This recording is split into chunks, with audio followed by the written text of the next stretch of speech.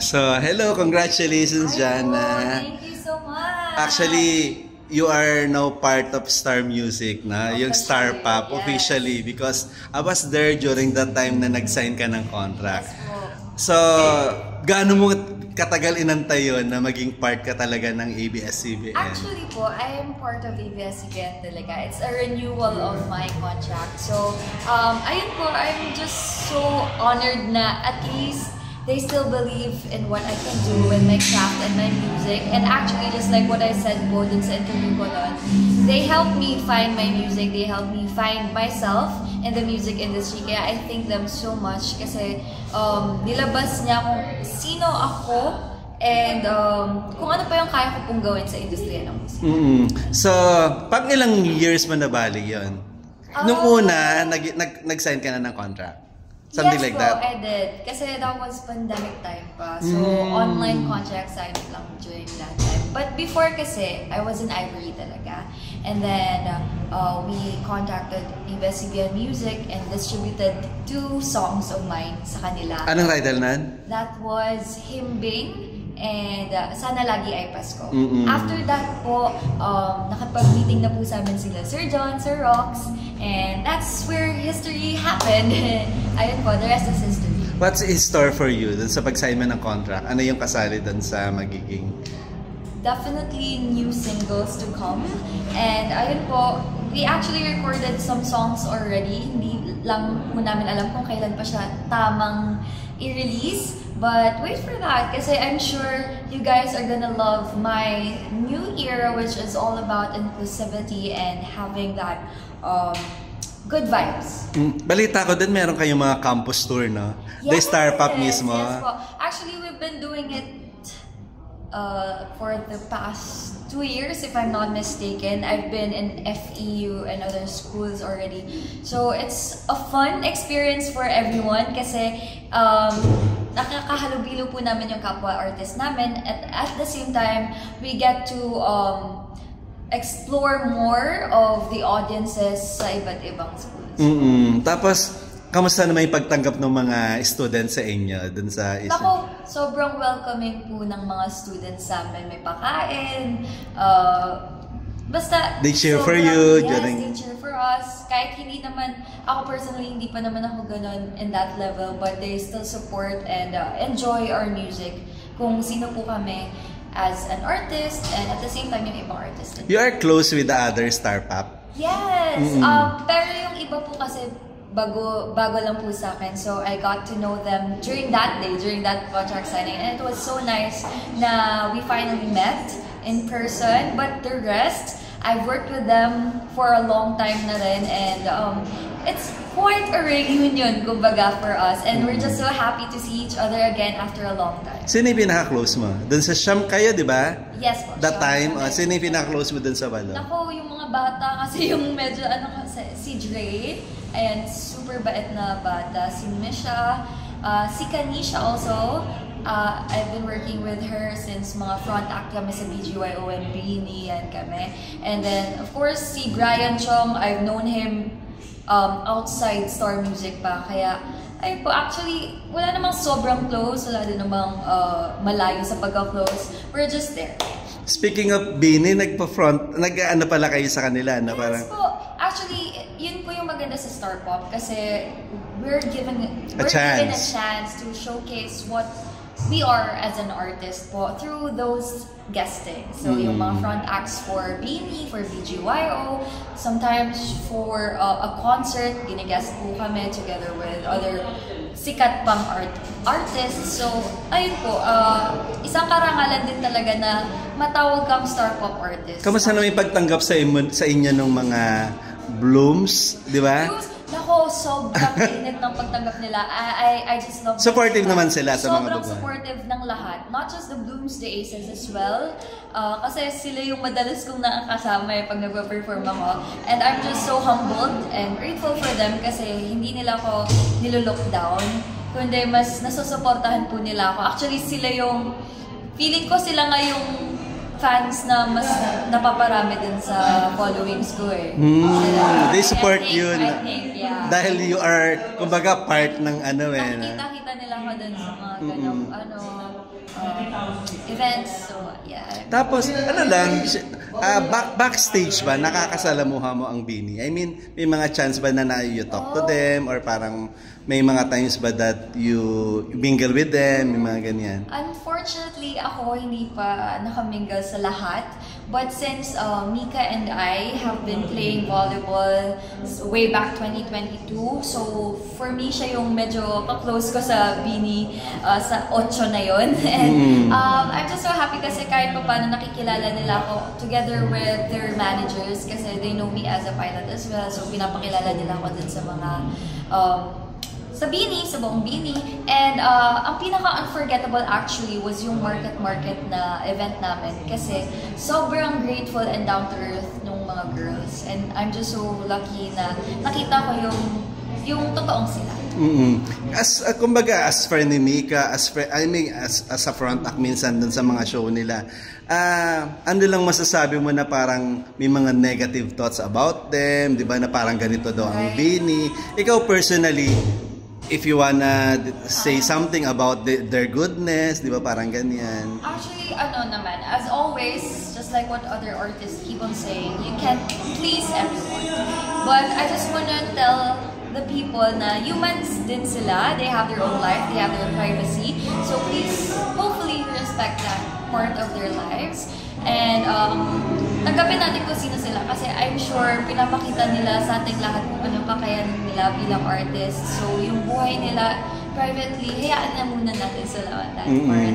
But actually makikita nyo naman yan kung sino talaga yung genuine and eventually time will tell naman kung sino talaga sila as a person. Siguro may era na ganito na may mga bashing talagang magaganap. Hindi talaga siya may iwasan. And lalo na famous talaga sila. Parang nasa tok-tok na sila eh.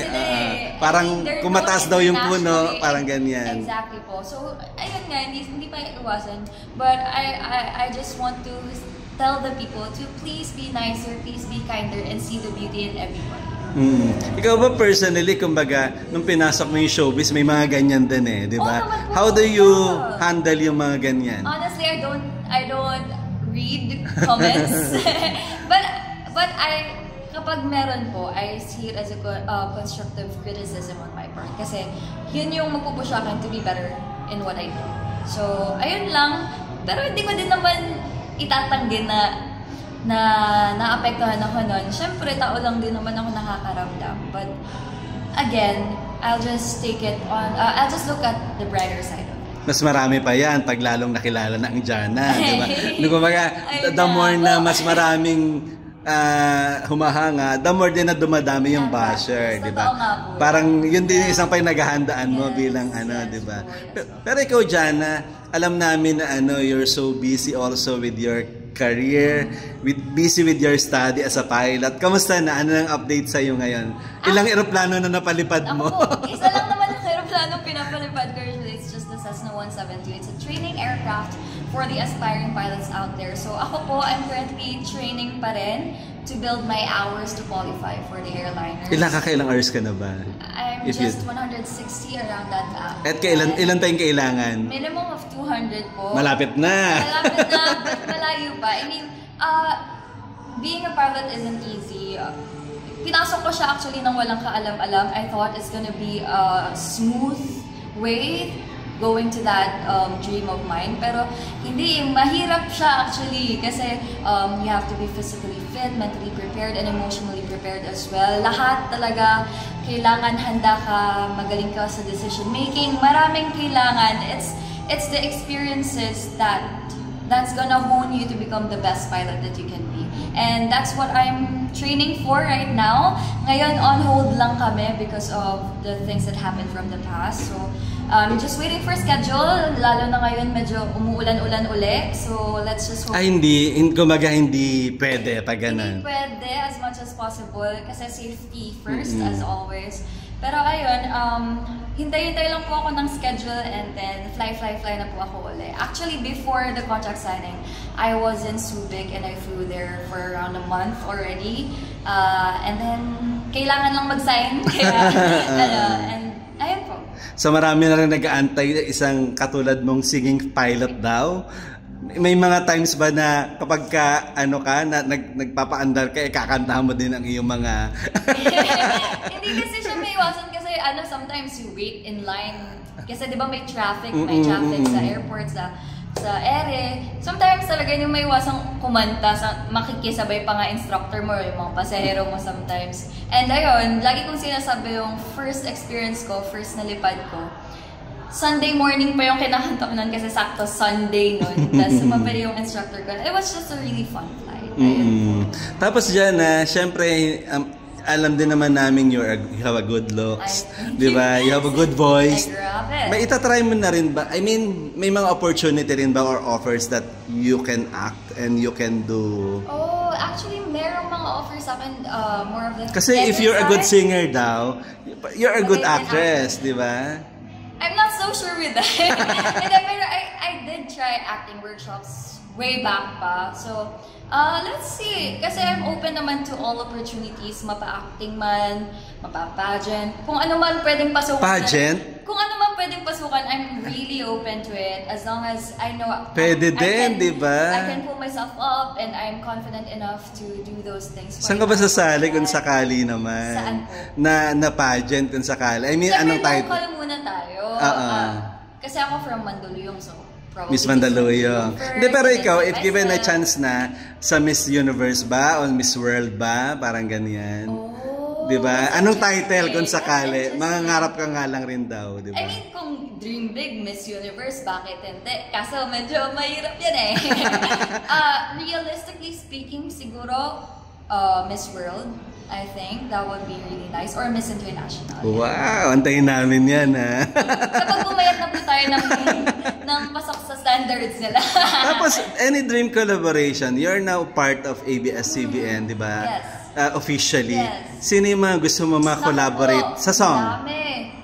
Well, kasi alam po ng lahat na idol ko si Sarah J.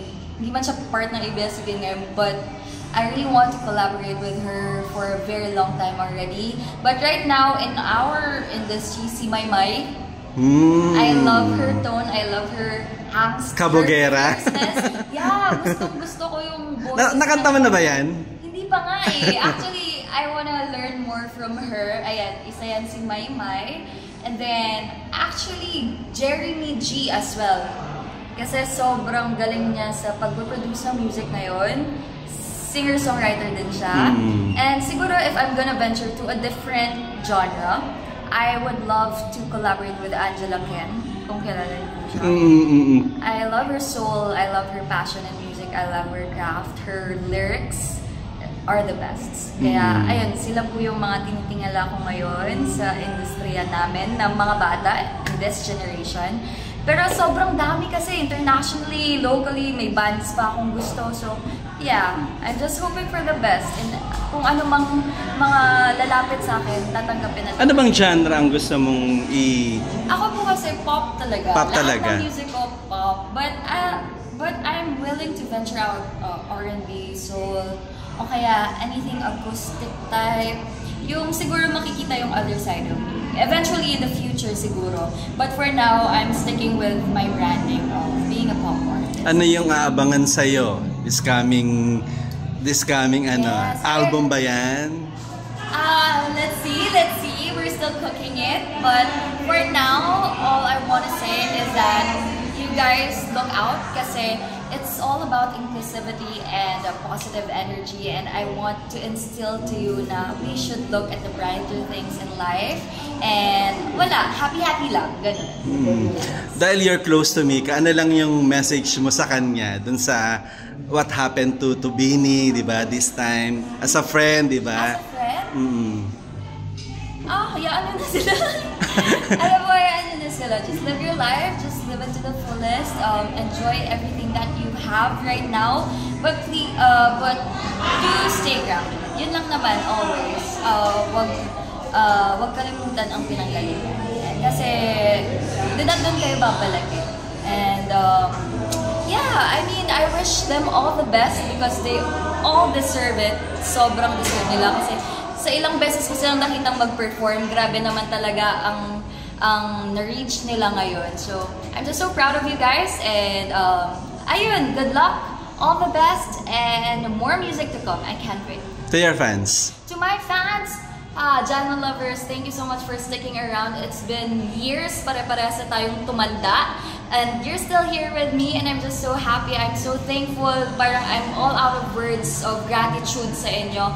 Kasi kayo din naman talaga yung nagpupush sa akin to be where I am right now. Just like my family talaga, si daddy, si mommy. Sila din yung parte nun, yung mga ate ko, lahat. Kaya maraming salamat. Actually, add ko na rin yung mga media kasi I wouldn't also be known kung hindi din ako nakalat ninyo. So maraming salamat. Thank you, Jana, and congratulations. Maraming salamat.